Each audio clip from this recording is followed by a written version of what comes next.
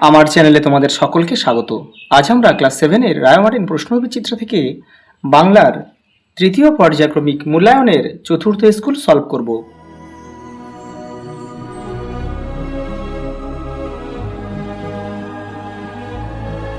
দেখো 4 নম্বর স্কুল যারা আগের সেটগুলো দেখোনি তারা চ্যানেলের প্লেলিস্টে যাবে, ওখানে কিন্তু দেওয়া রয়েছে। ওখানে পরিবেশ, ইতিহাস, ভূগোলও রয়েছে। দেখো প্রথম প্রশ্ন, আইবি পুলিশের সুপারিনটেন্ডেন্ট গোল্ডির কাছে ননিবালা দেবী সারদামণি দেবীর কাছে থাকার ইচ্ছা প্রকাশ করেছিলেন। নরহরি খুব ভাবুক। রবীন্দ্রনাথের হাতে লেখক তুলে দিয়েছিলেন যুগান্তর পত্রিকার রবীন্দ্র জয়ন্তী সংখ্যা। এটা দেবাত্ম হিমালয় থেকে নেওয়া হয়েছে। জাত জালিয়াত খেলছে জুয়া, জাতের নামে বজ্জাতির যে কবিতাটা রয়েছে সেখান থেকে এটা নেওয়া হয়েছে। আকাশ জুড়ে চমকে দেবেন ঈশ্বর। কবি শিশুদের ঘরে ফেরাকে তুলনা করেছেন পাখির শাড়ির সঙ্গে। দেখো তারপরেরটা, কৃত প্রত্যয় বলতে বোঝায় যে প্রত্যয় ধাতু প্রকৃতির সঙ্গে যুক্ত হয়। আর এই যে আগেরটা প্রশ্নটা কিন্তু এটা দিন ফুরলো থেকে নেওয়া, এটা বলা হয়নি দিন ফুরলে। দেখো পরেরটা, স্নায়ন কোন ধরনের প্রত্যয়? এটা হবে তদ্ধিত প্রত্যয়। বলবান এই শব্দটিতে যে প্রত্যয়টি যুক্ত হয়েছে তা হলো, এটা হবে বতুপ। সব ছাত্রছাত্রীকে বিনয়ী হতে হয়, রেখাঙ্কিত পদটি হবে কর্তৃকারক। গঠনগত দিক থেকে বাংলা শব্দ কয় প্রকার? 2 প্রকার। এটা যে মৌলিক শব্দ আর হচ্ছে সাধিত শব্দ। সাধিত যে শব্দগুলোকে ভাঙা যায় না সেটা মৌলিক, আর যেগুলোকে ভাঙা যায় সেটা সাধিত। পরেরটা দেখো, উপনিষদে উক্ত চরৈবেতি শব্দের অর্থ কি? এগিয়ে যাও।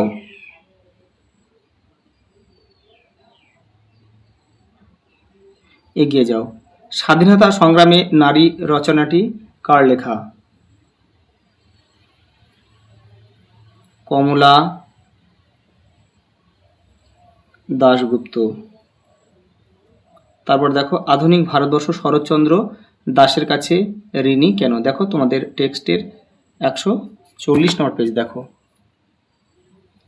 এই দেখো, তার কাছে আধুনিক ভারতবর্ষ ঋণী কেননা, এইখান থেকে লিখবে, কেননা তাঁরই ভ্রমণ বৃত্তান্ত শুনে একালে প্রথম আমরা তিব্বতে বিষয় জানতে পারি।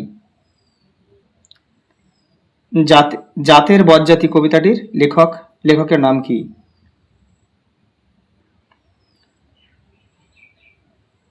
নজরুল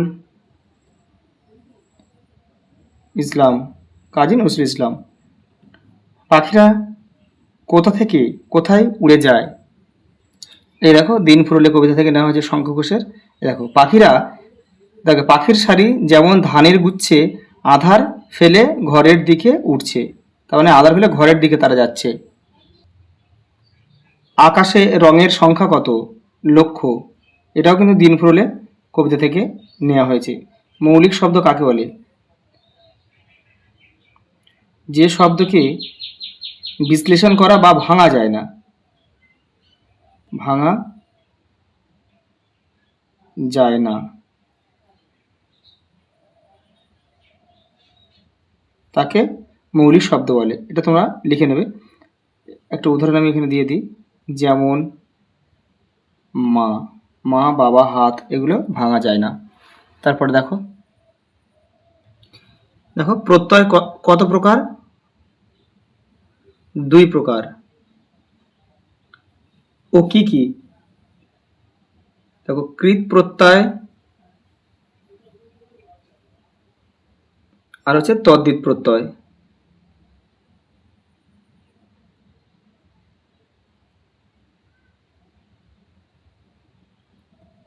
তাও দেখো, কারক কাকে বলে দেখে নাও। এই দেখো তোমাদের পাঠ্য বইয়ের এটা ভাষা আর কি, ভাষা চর্চার 37 নম্বর পেজ কিন্তু এটা। দেখো বাক্যের নামপদের সঙ্গে সমাপিকা ক্রিয়ার যে সম্পর্ক তাকে আমরা কারক বলবো। হইতে থেকে কোন কারকের অনুসর্গ? এটা হবে অপাদান।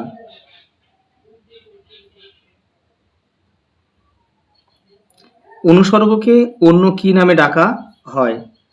কর্ম প্রবচনীয়, বা আরেকটা নাম আছে তার পরসর্গ। তারপরে দেখো সরাইখানায় কি কি খাবার পাওয়া যেত? হাত, রুটি, আর স্বর্গের শুরুয়া। পরেরটা দেখো, কি দেখে টিয়ার চোখ ছানা বড়া হয়েছিল? দেখো তোমাদের এটা হচ্ছে তোমাদের মাকুর 48 নম্বর পেজে রয়েছে। দেখো এই দেখো, দেখে টিয়ার চোখ ছানা বড়া, এইখান থেকে লিখবে। এই যে গান শুনে ঝোপ থেকে সরসর করে বেরিয়ে এলো এত বড় ডোরা কাটা সাপ, কুণ্ডলি পাকিয়ে ফোনা তুলে আস্তে আস্তে সে দুলতে আরম্ভ করলো। এখান থেকে পুরোটা লিখবে। পরেরটা দেখো, মেঘচোর গল্পে কতগুলি চরিত্র আছে? 2টি। কি কি তাদের নাম কি? পুরন্দর,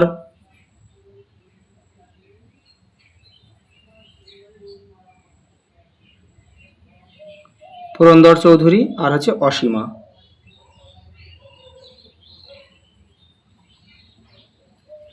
তারপরে দেখো, পলাতক অবস্থায় তার সঙ্গে পেশোয়ার গেলেন। কে গেলেন? কার সঙ্গে গেলেন? কে গেলেন? ননিবালা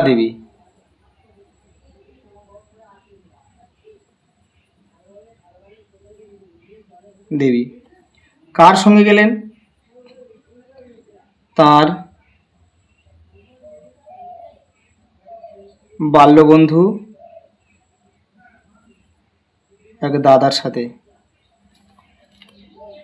পরেরটা দেখো, তোমার ইচ্ছে হয়েছে আমি বাধা দেব না, কে কাকে বাধা দিতে চায়নি?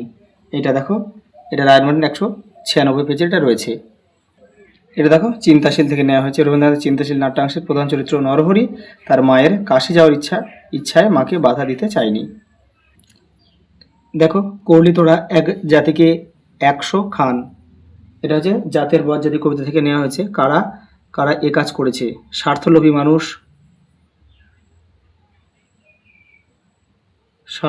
মানুষ,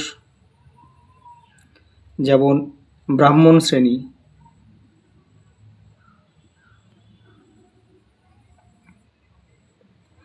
পরেরটা দেখো, জাতির যান কিসে কিসে আবদ্ধ বলে ধর্মান্ধরা মনে করেন?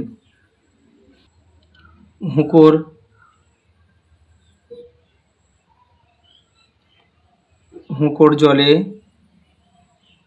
আর ভাতের হাঁড়িতে।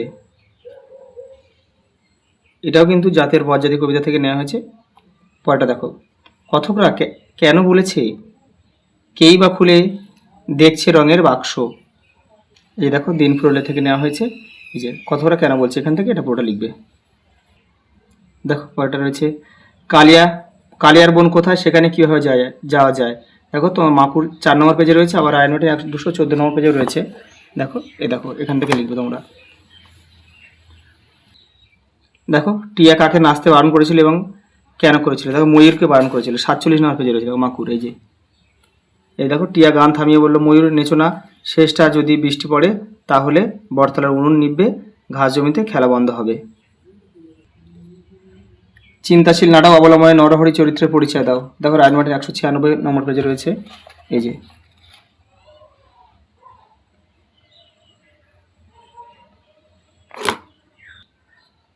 তারপরে দেখো, কাজটি দুরূহ, অনেকদিন সময় লাগবে। উদ্ধৃতিটি কোথা থেকে নেওয়া হয়েছে? এটা হচ্ছে দেবাত্মা হিমালয়।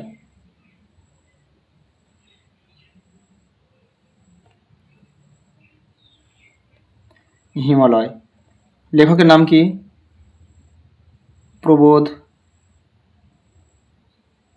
কুমার সান্যাল। কে কাকে কোন কাজটি সম্পন্ন করার ইচ্ছে জানিয়েছিল? কেন সেই কাজ করার ইচ্ছে হয়েছিল তার? তার কার সাহায্য সাহায্য প্রত্যাশা করেছিল এই কাজে? দেখে নাও এটা। এই দেখো 207 নম্বর পেজে রয়েছে, দেখো এখান থেকে তোমরা করে নেবে।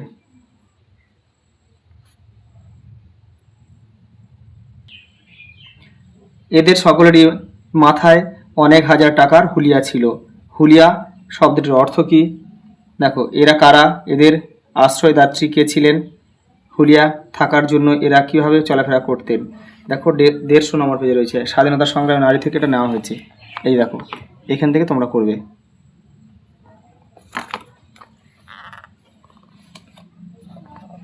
এই পর্যন্ত।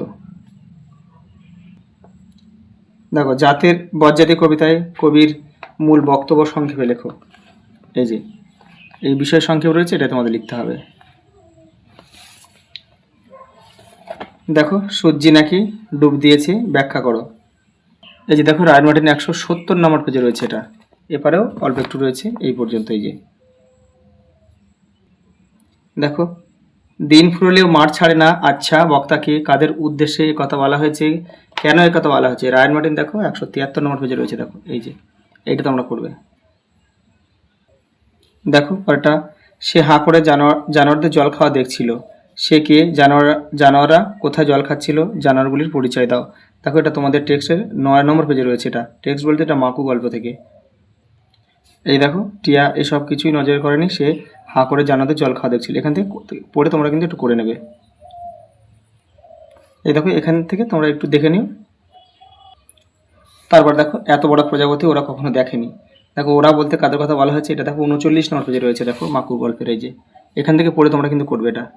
এই দেখো এখানে রয়েছে, এই যে প্রজাপতি ওরা কখনো দেখেনি, এই যে এত বড় প্রজাপতি ওরা কখনো দেখেনি। তারপর দেখো বাগধারাগুলো একটু দেখে নাও। দিয়েছে আকাশ কুসুম। এখানে দেখো অর্থ লিখে সার্থক বাক্য লিখতে হবে, বাক্য রচনা করতে হবে। বাক্য রচনা করার সময় কিন্তু এই অর্থটা লিখতে হবে না, এই শব্দগুলো ব্যবহার করতে হবে। যেমন দেখো আকাশ কুসুম, গোড়ায় গেল, জিলিপির প্যাঁচ, এগুলো দেখো আমি দেখিয়ে দিচ্ছি। এটা দেখো এটা আকাশ কুসুম রয়েছে তোমার। এই যে দেখো 316 নম্বর পেজে রয়েছে, এটা রায়ন মার্টিনের। এই দেখো আকাশ কুসুম এটা লিখবে। আকাশ কুসুম না ভেবে পড়াশোনায় মন দাও, পরীক্ষার ফল ভালো হবে। তারপর রয়েছে দেখো গোড়ায় গলদ, এই যে এখান থেকে এটা লিখবে। তারপর রয়েছে দেখো জিলিপির প্যাঁচ, এই যে কূট বুদ্ধি, এখান থেকে এটা পুরোটা লিখবে। তারপর রয়েছে দেখো এটা বক ধার্মিক মানে ভণ্ড, এখান থেকে লিখবে এটা। আর লাস্ট আরেকটা রয়েছে, এটা হচ্ছে দেখো ছাই চাপা আগুন, এই দেখো এইটা লিখবে। তারপর দেখো এক কথায় প্রকাশ করো শিক্ষা লাভই যার উদ্দেশ্য, সেটা হচ্ছে আমরা তাকে কি বলবো, শিক্ষার্থী। শিক্ষার্থী বৎসের প্রতি গভীর স্নেহ, সেটা বলা হয় বাৎসল্য বোধ। বাৎসল্য বোধ।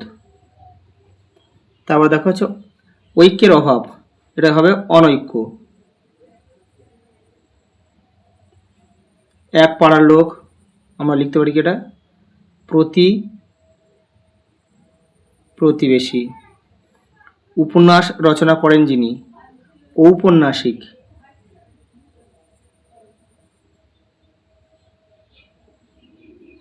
ঔপন্যাসিক।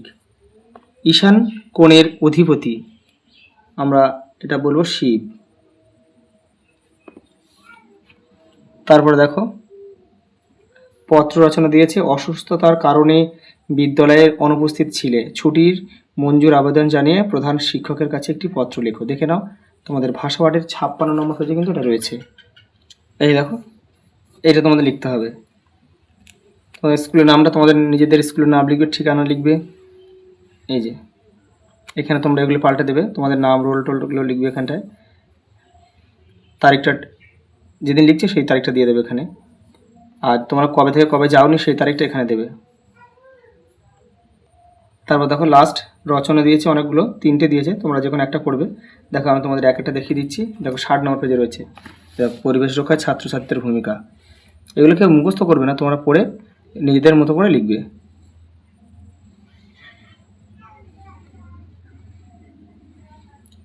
আজ এই পর্যন্ত, দেখা হবে পরের ভিডিওতে।